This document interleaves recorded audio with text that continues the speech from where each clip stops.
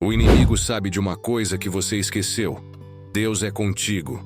E é por isso que a luta ficou mais intensa.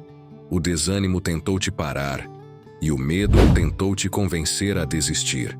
Fica comigo até o final desse vídeo, porque eu vou revelar algo que poucos ensinam sobre o verdadeiro poder de quando Deus é contigo. Já curte agora e comenta Amém, como uma forma de gratidão a Deus. Não por aquilo que você perdeu, mas por aquilo que Ele ainda vai fazer. Respira fundo, vamos iniciar. Isaías 41:10. Não é um versinho bonito para decorar. É um decreto espiritual para quem cansou de viver com medo. Quando Deus diz, não temas porque eu sou contigo, Ele não está pedindo licença para entrar na sua história. Ele está declarando presença. Medo só domina quem se sente sozinho. Mas no dia em que você entende que Deus é contigo, o pânico perde autoridade. Deus continua dizendo, não te assombres, porque eu sou o teu Deus. Em outras palavras, não é qualquer força que te sustenta. É o dono do céu e da terra. Enquanto você olha para o tamanho do problema, Deus olha para o tamanho do propósito. Ele afirma, eu te fortaleço e te ajudo, e te sustento com a destra da minha justiça. Isso significa que você não vence porque é forte. Você vence porque Ele te segura quando suas pernas querem cair. Tem gente tentando sobreviver com motivação humana, mas Isaías 41:10 é sobrenatural. Quando sua fé falha, a mão de Deus não falha. O inimigo trabalha com intimidação. Deus trabalha com sustentação. A luta pode ser grande, o deserto pode ser longo, mas quem tem Deus contigo não caminha para o fim, caminha para o cumprimento. Então pare de se ver como vítima do processo e comece a se ver como alguém que já está acompanhado pelo próprio Deus. Quem entende Isaías 41:10 não pede permissão ao medo, não negocia com a dor e não se curva ao impossível, porque sabe que não anda sozinho, anda sustentado. Quando Paulo escreve Efésios, ele não está num púlpito confortável, ele está numa prisão romana, algemado, vigiado por soldados, sem plateia, sem liberdade e sem garantia de amanhã. Humanamente falando, era o cenário perfeito para desistir, mas é exatamente dali que sai uma das declarações mais fortes da Bíblia. Em Efésios, Paulo não escreve como vítima, ele escreve como quem sabe que Deus é contigo mesmo quando as portas estão fechadas. Enquanto o corpo dele estava preso, o espírito estava livre. Ele começa dizendo que somos abençoados nas regiões celestiais, mesmo estando em regiões de perseguição. Ele mostra que a presença de Deus não depende do ambiente, depende da aliança.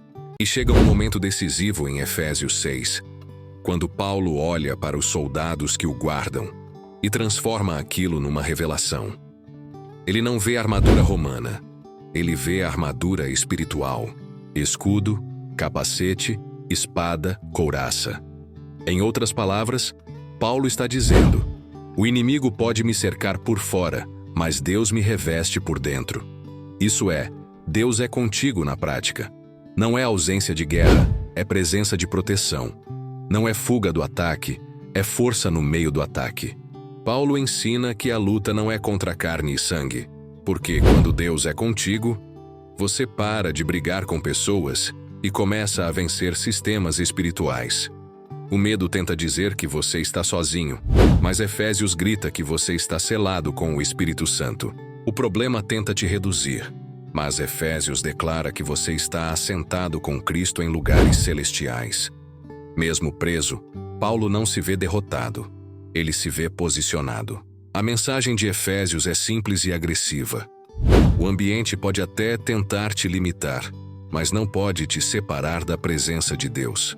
Cadeias não cancelam propósito. Pressão não anula promessa. Quem entende Efésios para de perguntar onde está Deus e começa a declarar Deus está comigo. Porque quando Deus é contigo, a prisão vira plataforma, a luta vira escola e o ataque vira prova de que o céu ainda aposta em você. Josué 1 não é um conselho motivacional, é uma ordem do céu para quem vai liderar no meio do caos.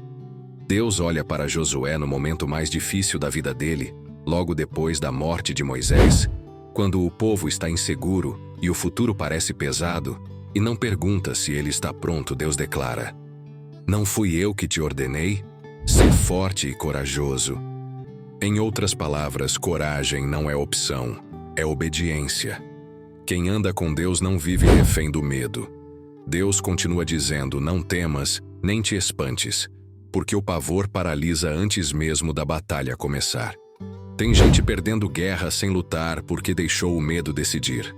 Mas Deus entra na conversa e corta isso pela raiz. Porque o Senhor teu Deus é contigo por onde quer que andares. Isso muda tudo. Não é Josué que garante a vitória. É a presença de Deus que garante o avanço. E o terreno pode ser desconhecido. Os gigantes podem parecer maiores.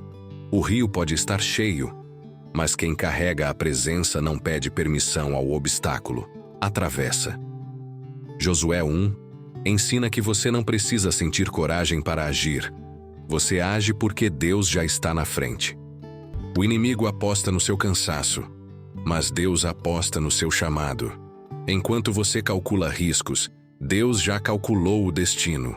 Por isso, quem entende esse versículo, para de viver reagindo e começa a viver conquistando. Não é sobre ausência de medo, é sobre presença de Deus. E quando Deus é contigo, desistir deixa de ser opção e avançar vira obrigação. Em Apocalipse existe uma das cenas mais fortes sobre Deus é contigo. E ela não acontece num palácio, acontece no exílio. João, o mesmo que andou com Jesus, foi jogado na ilha de Patmos, um lugar de isolamento, castigo e esquecimento. Humanamente falando, João estava velho, perseguido, longe da igreja e separado das pessoas que amava. Parecia o fim da história, mas é exatamente ali que Deus decide se revelar como nunca antes. A Bíblia diz que João estava em Patmos por causa da palavra, e de repente ele ouve uma voz forte como trombeta. Quando ele se vira, não vê abandono, vê Jesus glorificado andando no meio dos candeeiros. Isso é poderoso, porque os candeeiros representam as igrejas. Em outras palavras, Jesus está dizendo: podem perseguir, podem isolar, podem tentar calar, mas eu continuo andando no meio do meu povo. João cai como morto de medo, e Jesus coloca a mão sobre ele e declara: Não temas. A mesma frase de Isaías, de Josué, agora em Apocalipse. Presença antes de explicação. Jesus não aparece para tirar João da ilha. Ele aparece para mostrar que a ilha não tirou João de Deus. O inimigo tentou usar o isolamento para matar o propósito, mas Deus usou o isolamento para liberar revelação. O lugar que parecia castigo virou escritório do céu. Patmos não foi prisão, foi plataforma.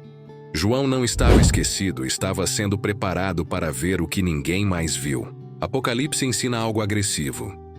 Quando Deus é contigo, nem perseguição, nem solidão, nem pressão conseguem te separar da presença. O mundo pode te colocar numa ilha, mas Deus transforma a ilha em altar. O sistema pode tentar te calar, mas Deus fala mais alto no deserto do que na multidão. Quem entende Apocalipse para de perguntar: por que estou aqui? E começa a declarar: Deus está aqui comigo. Porque quando Deus é contigo, o fim nunca é fim. É revelação, é posicionamento e é avanço espiritual. Mateus 28:20 não é uma frase de despedida de Jesus, é uma declaração de permanência. Depois da cruz, do túmulo vazio e da ressurreição, Jesus olha para discípulos cheios de medo, dúvidas e histórico de fracasso, e não diz se virem. Ele diz: E eis que estou convosco todos os dias até a consumação dos séculos. Jesus fala isso no momento em que envia os discípulos para enfrentar o mundo.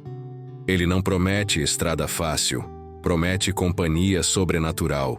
O sistema vai tentar te intimidar, pessoas vão te criticar, o inimigo vai te cercar. Mas Jesus corta o argumento antes mesmo da batalha começar. Eu estou contigo. Quem entende isso para de depender de aplauso, de aprovação e de circunstância. Você não caminha porque o cenário é favorável. Você caminha porque a presença é garantida.